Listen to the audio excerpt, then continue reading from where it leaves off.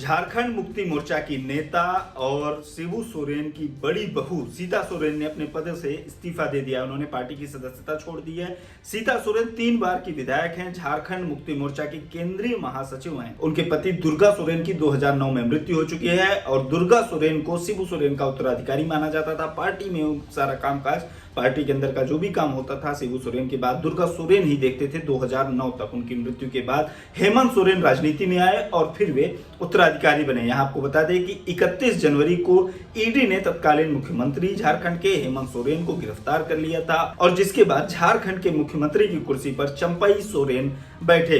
सीता सोरेन को इसका प्रबल दावेदार माना जा रहा था और ये भी जब चर्चाएं चल रही थी कि हेमंत सोरेन की जगह उनकी पत्नी कल्पना सोरेन को मुख्यमंत्री की कुर्सी पर बैठाया जा सकता है, तो सीता सोरेन की ओर से कई सारे बयान भी आए थे। उन्होंने इस पर आपत्ति भी जाहिर की थी और हेमंत सोरेन के नेतृत्व पर भी वे लगातार सवाल उठाती रही हैं। वे लगातार ये कहती रही हैं कि मेरे पति जिन सिद्धांतों और मूल्यों को लेकर इस पार्टी को खड़ा किया, वो पार्टी अब अपनी दिशा से भटक चुकी है। अवैध खनन के मुद्दे को लेकर, भ्रष्टाचार के मुद्दे को लेकर हेमंत सोरेन और जेएमएम के नेतृत्व पर वे लगातार सवाल उठाती रही हैं और आज शिबू सोरेन को एक चिट्ठी लिखकर उन्होंने अपना इस्तीफा सौंप दिया है। इस इस्तीफे में उन्होंने जो कहा है मैं वो आपको बता देता हूं। सीता सोरेन ने अपनी चिट्ठी में लिखा है कि मैं झारखंड मुक्ति मोर्चा की केंद्रीय महासचिव और सक्रिय सदस्य हूं, वर्तमान में पार्टी की विधायक भी हूं।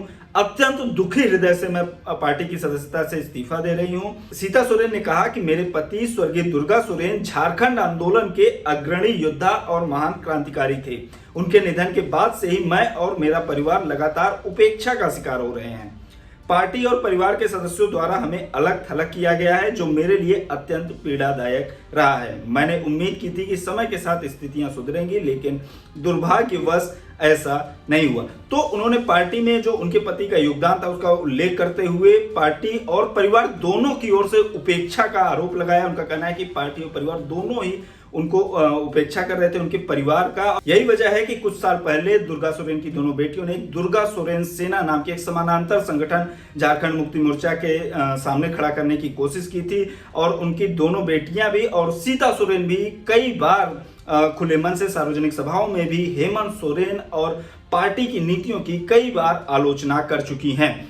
31 जनवरी को जब हेमंत सोरेन को गिरफ्तार किया गया तो उसके बाद से लगातार ये कयास लगाए जा रहे थे कि क्या बड़ी बहू को कुर्सी मिल सकती है। उनकी तरफ से दावेदारी भी की गई थी कि चूंकि मैं बड़ी हूं और मेरे पति का योगदान रहा है, उनको उत्तराधिकारी माना जाता रहा है, तो इस पहला तो हमारा बनता है। हालांकि उनकी बजाय चंपई सोरेन को ये मुख्यमंत्री की कुर्सी मिली थी। तो अगले आने वाले दिनों में झारखंड में क्या राजनीतिक उलटफेर होने वाले हैं, वो सारे अपडेट्स हम आप तक पहुंचाते रहेंगे। देखते रहिए लोकमत।